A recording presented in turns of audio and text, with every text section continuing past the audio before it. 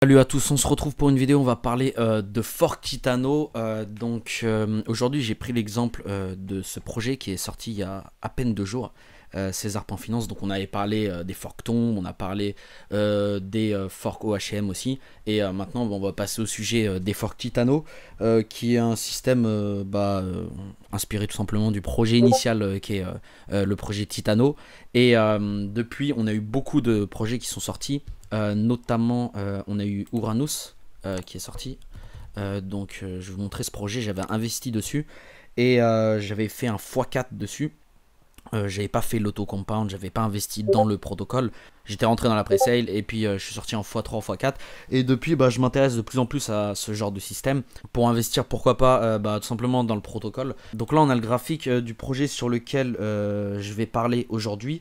Déjà, on va définir c'est quoi un fork Titano. Donc un fork Titano, on va aller directement sur le site internet. Un fork Titano, en fait, l'idée derrière, en fait, c'est de mettre des taxes à l'entrée et à la sortie. Utiliser ces taxes pour l'ensemble du protocole pour rémunérer les personnes qui vont investir dans le protocole. Donc c'est ça l'idée derrière. Et bien sûr il y a un système d'auto-stacking sur ce genre de projet et d'auto-compound. Donc vous n'avez rien à faire, c'est-à-dire que dès que vous allez recevoir vos rewards, ça va s'auto-stacker. Et puis à un moment donné, quand vous voudrez claim vos rewards, vous pourrez sortir du projet. Sachant que, je le rappelle, il y a des taxes à l'entrée et des taxes à la sortie. Au niveau du trading banal dès que vous allez rentrer sur ce genre de projet. Et cet argent va être utilisé pour rémunérer les personnes qui investissent sur le protocole. Au-delà de ça, ces taxes à l'entrée et ces taxes à la sortie, c'est parfait notamment pour empêcher les whales, donc les baleines, de rentrer sur ce genre de projet. Parce que quand vous avez des taxes à l'entrée de 15%, là c'est sur ce projet c'est 15% et 20% à la sortie, ça va en dissuader plus d'un. Ça c'est pour le projet global. En tant que tel, sur César Finance, ici vous avez le white paper. Vous pouvez acheter la crypto du projet. Là on est sur la blockchain Avalanche, une blockchain assez connue. Vous avez juste à aller ici, hop, vous allez sur Buy César et avec l'application Trader Joe, tout simplement vous pouvez acheter ce coin. Une fois que vous avez fait ça, vous pouvez aller dans Hunter App et c'est ici où tout va se jouer. Vous allez pouvoir rentrer le nombre de César que vous avez acheté. Donc là le cours actuel il est à peu près à 0,012. Je vous présente le projet à un moment de dip, donc c'est intéressant, on est sur un support. Donc voilà, ça c'est pour l'analyse graphique. Donc une fois que vous avez acheté ici, vous pouvez swap vos Césars et rentrer directement sur le protocole. Au niveau des API, on a 153 617%. Si on calcule sur 5 jours, on est à 10%. Donc ça fait du 2% par jour. C'est à peu près semblable à ce que j'avais vu sur Uranus. Au niveau des rewards, donc là c'est toutes les 30 minutes. Vous allez recevoir vos rewards. Donc là vous voyez la prochaine rebase c'est dans 10 minutes. Toutes les 30 minutes vous allez recevoir les rewards. Donc votre portefeuille en César va augmenter. Un point très important à prendre en compte c'est le point d'entrée. C'est pour ça que je vous le présente maintenant. D'ailleurs ça commence un peu à monter, il y a des gens qui rentrent sur le projet. À 0,012 sur un support, ça commence à être intéressant de rentrer sur ce projet. Donc là vous voyez, si vous rentrez à 0,012, bien sûr si on réatteint les all-time high les plus hauts, si on a atteint les 0,024, vos rewards vont être doublés et votre capital aussi. Donc c'est intéressant de rentrer sur ces projets, pas en FOMO comme sur Uranus, où on est déjà à des plus hauts. Mais sur des projets qui viennent de sortir. Là ça fait à peu près 2 jours que ce projet est sorti. Donc voilà, ça c'est pour les rewards. Donc toutes les 30 minutes vous avez des rewards de l'ordre de 0.004 189. Donc là on est sur la DApp, c'est à cet endroit là où vous pouvez investir tout simplement sur le protocole. Après bien sûr vous pouvez toujours trader le César, la crypto, mais c'est pas intéressant parce que comme je vous ai dit, il y a des taxes à l'entrée et des taxes à la sortie. Moi c'était intéressant sur Uranus parce que tout simplement j'étais à la pre-sale et j'ai eu le coin tout en bas quoi. On pouvait pas faire plus bas. Là ça peut être intéressant de sortir et de trader. Mais en tout cas à moins de faire déjà un x2, en plus ça vous enlève, ça dépend des projets, 15 à 20% de taxes. Ça devient tout simplement de moins en moins intéressant. Ensuite pour revenir sur le site internet, là on revient en arrière.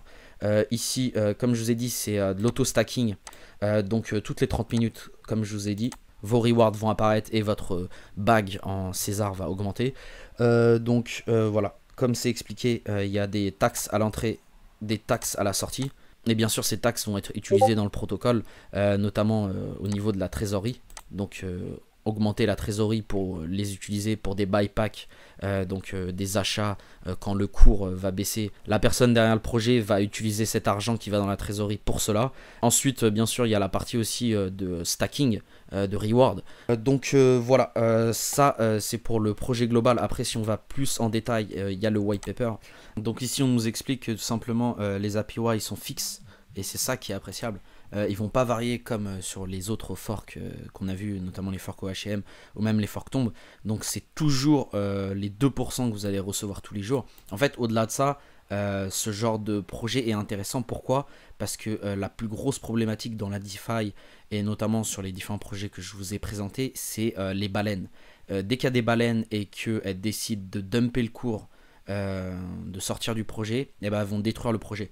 Là, avec ces taxes à l'entrée et ces taxes à la sortie, ça va limiter énormément les personnes qui veulent faire des profits rapidement et faire du trading, quoi. Tout simplement faire des profits sur la hausse d'une crypto-monnaie. Et là, ça oblige en fait l'ensemble des investisseurs à investir dans le protocole et à ne pas vouloir faire du trading, si vous voyez ce que je veux dire. Donc c'est pour ça que j'apprécie grandement ce genre de projet. C'est assez semblable au système par exemple de Drip Network. C'est un très gros projet DeFi qui marche très très bien. Je suis investi dessus.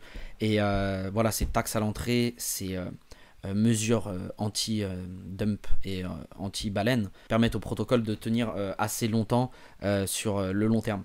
Donc ça, c'est le gros avantage qu'il faut voir sur ce type de système. C'est clairement dans ce genre de projet où les gros portefeuilles qui veulent faire des profits rapidement ne vont pas aller. Et c'est tant mieux en fait. Donc voilà, là comme je vous ai dit, c'est 30 minutes. Donc vous allez être payé 48 fois par jour, vous allez voir vos Césars augmenter.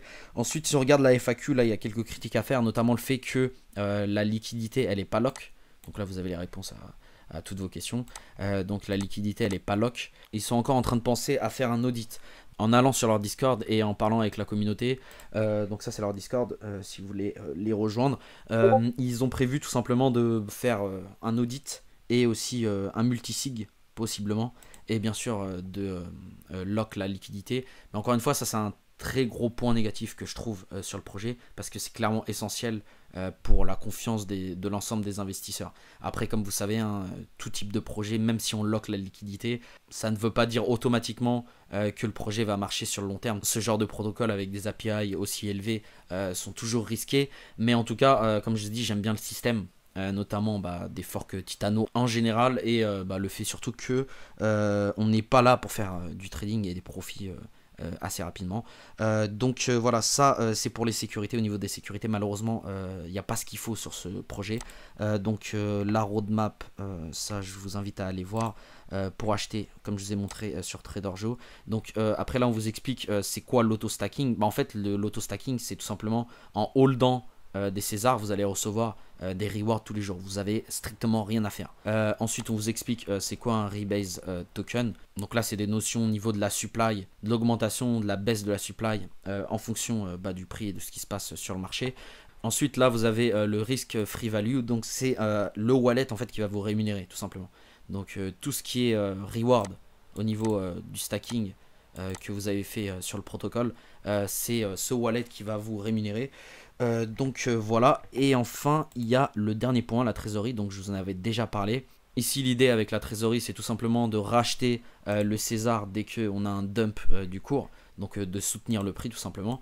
Et au-delà de ça, on a aussi le deuxième point qui est aussi le fait de burn des Césars. Donc cet argent va être utilisé pour burn des Césars pour tout simplement faire baisser l'offre et faire augmenter la demande et donc mécaniquement faire augmenter le cours du César. Donc voilà, après ici vous avez les API, donc on vous explique un peu on est à combien, je vous l'ai déjà montré, je ne vais pas le remontrer.